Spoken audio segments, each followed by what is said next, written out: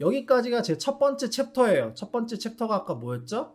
크리에이션 오브 이제 디자이어였죠. 뭐 요런 욕망이 어떻게 만들어지는지, 뭐 공간에 대해서 그리고 제 사고에 대해서 그런 측면에서 이렇게 설명을 드렸던 거고요.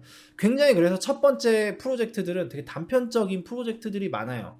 그리고 이제 두 번째 프로젝트, 두 번째 챕터로 가면 이제 조금 더 스케일이 커지죠. 아키텍처 인 스몰 릴레이션십. 이제 이제부터는 본격적으로 제가 건축은 아니, 건축 같은 뭔가 이제 그런 비슷한 공간을 만들어 봅니다. 그래서 이런 건 뭐냐면, 이제 집이란 무언가. 집이라는 거는 내가 갖고 있던 어떤 방에 대한 이미지들을 조합해서 그 방이 모여서 하나의 집이 된다. 뭐, 요런 개념이었어요. 그래서 요런 이제 아트워크들도 했었죠. 뭔가 제가 방에 대한 갖고 있던 이미지들을 이런 뭐 이제 필름지에 붙여서 그런 것들을 조합해서 건물을 만들고요. 그 다음에 뭐 이제 그런 것들을 조금 더 이게 뭐냐면 그 아크릴 판 사이에다가 그 있죠. 그 단열 폼을 쭉 싸면은 요런 형태가 만들어져요. 이게 뭐냐면 제가 갖고 있던 어떤 공간에 대한 방에 대한 이미지들이 실제로 집 안에서 이렇게 막 이렇게 서로 섞여서 어떤 집에 대한 이미지를 만들어낸다라는 걸 보여주려고 요런 이제 작업을 했던 거예요. 근데 굉장히 요런 작업들이요. 어떤 느낌이냐면 이제 유학 포트폴리오, 건축 포트폴리오를 낼 때는 그 건축 포트폴리오를 보시는 분들은 아무래도 우리가 비전공자잖아요. 그래서 이분들이 보는 관점은 그래요. 아, 이 친구가 얼마나 건축에 대한 잠재성이 있는지, 그리고 건축을 막상 진짜 내가 건축을 엄청 건축에 대한 포트폴리오를 막 건축물 같은 걸 잘 만들어서 내잖아요. 안 될 가능성도 높아요. 왜냐하면 그렇게 완성된 친구를 뽑고 싶은 게 아니라 되게 가능성이 있는 친구, 그리고 굉장히 크리에이티브한 친구들을 뽑고 싶어 하기 때문에 이런 작품들이 어떻게 보면 제 크리에이티브를 나타내는 하나의 수단이 될 수 있었죠.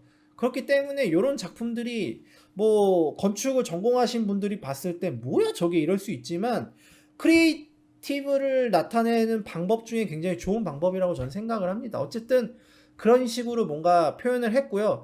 그치만 여기에서 이제 조금 더 건축적인 이제 다이어그램이라든지 요런 이제 다이어그램을 표현하는 이제 방법들이라든지를 좀 나타냄으로써 내가 그래도 건축을 하고자 하는 어떤 아이디어가 있다, 생각이 있고 건축적인 표현 방식도 어느 정도는 알고 있다라는 힌트를 주는 거죠.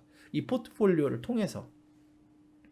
그래서 뭔가 이제 나중에는 이제 진짜 대략적인 뭐 요런 뭐 플랜 같은 것도 한번 만들어 보고요. 뭐 큰 의미는 없었죠. 예. 뭐 그래서 이제 실제 모형도 만들어 보고요. 뭔가 집에 대한 내 생각, 그런 것들이 이렇게 차곡차곡 변하는 과정을 보여주는 거죠. 뭐 그리고 실제로 이제 여기 제가 이제 뭐 이런 작업도 했었죠. 이건 영화에서 영감을 받아서 이런 영화가 있어요. 세트장을 만들어 놓고 거기에 이제 뭐 글씨로 뭐 여기는 방 뭐 해가지고 실제로 그 공간 내부에서 배우들이 어떤 생각들을 하는지를 보여주는 거예요.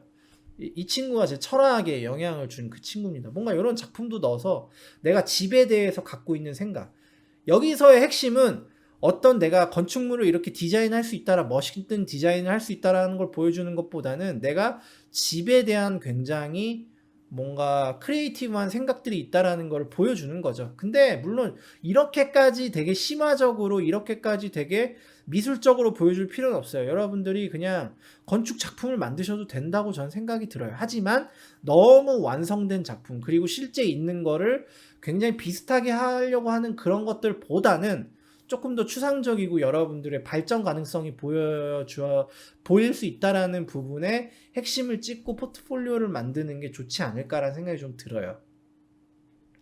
뭐 그래서 이런 작품이 있었고, 요거는 이제 버스 정류장이라는 건데 제가 그때 이런 쇠철사를 이용해서 막 이제 이런 작업들을 또 했었어요.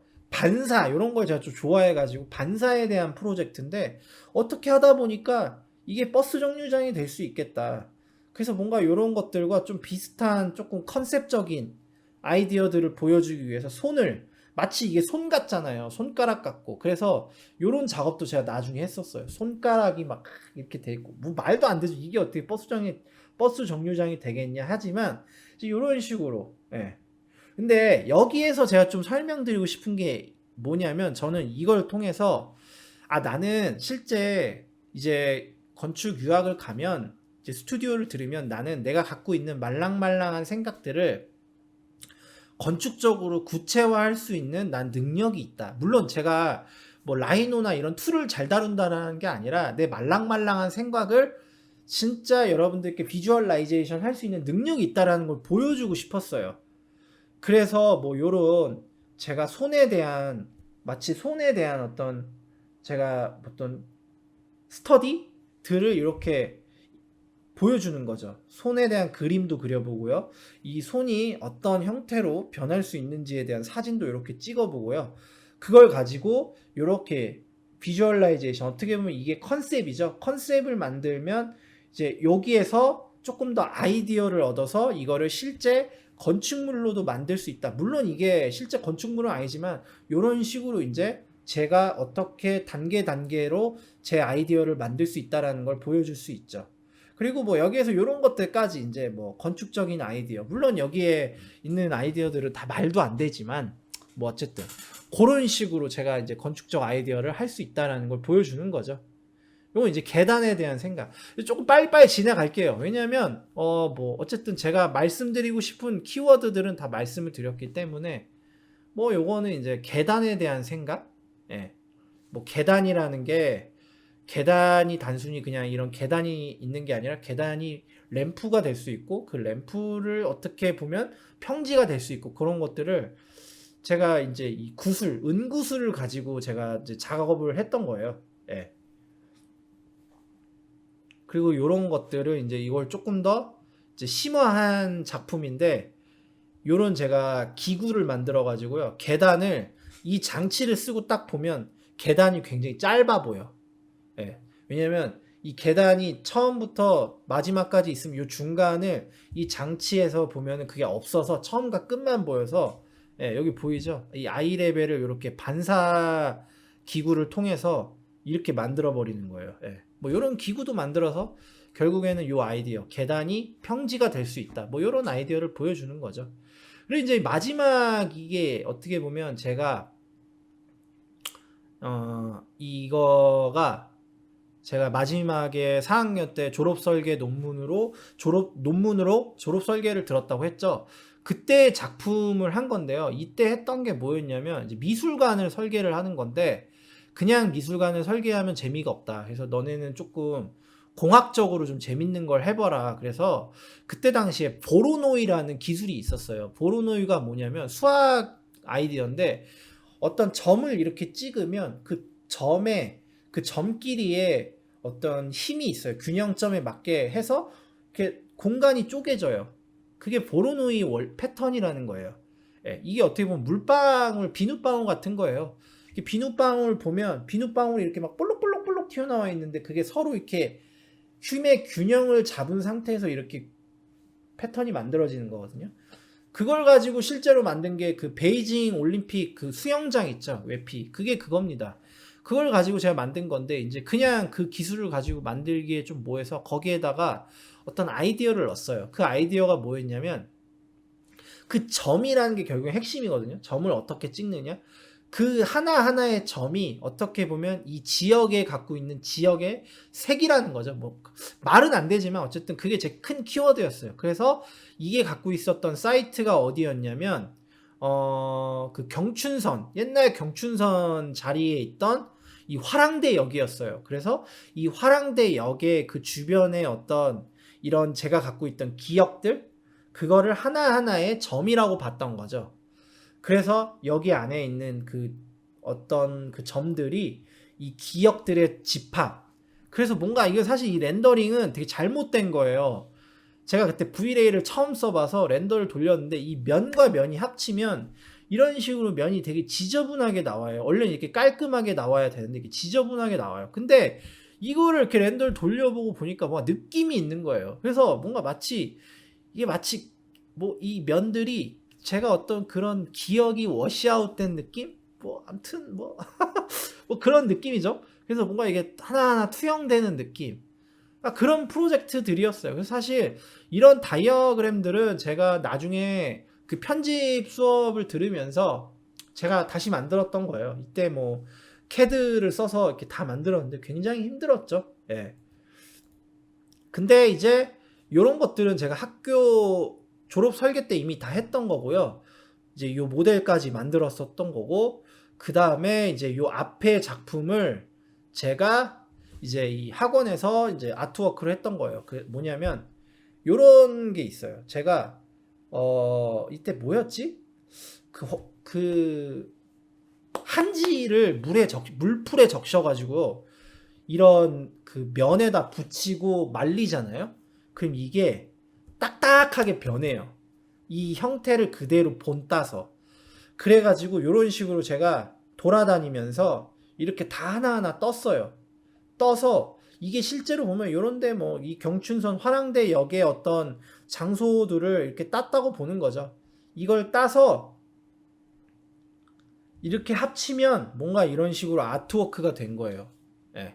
그래서 어떻게 보면 이게 컨셉, 아트워크로 제 컨셉을 표현해주고 요걸 건축물로서 이렇게 만들었다. 예. 그래서 요거는 이제 학원에서 제가 했던 그 보로노이 패턴을 가지고 이런 뭐 설치 미술을 했던 거고, 뭐 이런 건 크게 중요하지 않은 거죠. 뭐 아무튼 이렇게 했던 거예요. 자, 이걸 통해서 제가 말씀드리고 싶은 거는 제 이 포트폴리오를 보면 다시 처음으로 돌아가서 보면 크게 이런 거예요. 이제 이해가 되시죠?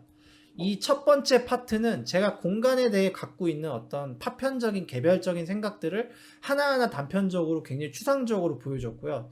두 번째 파트에서는 이거를 조금 더 공간으로 넘어가서 집에 대한 개념, 그리고 뭐 버스 정류장, 그다음 뭐 계단에 대한 거, 건축의 요소로 떼서 한번 그걸 생각해 봤고요. 그다음에 마지막에는 이제 그거를 총체적으로 건축에서 제가 어떻게 하는지, 뭐 그런 거를 이제 욕망이라는 제 키워드를 가지고 스토리를 쫙 푼 거예요.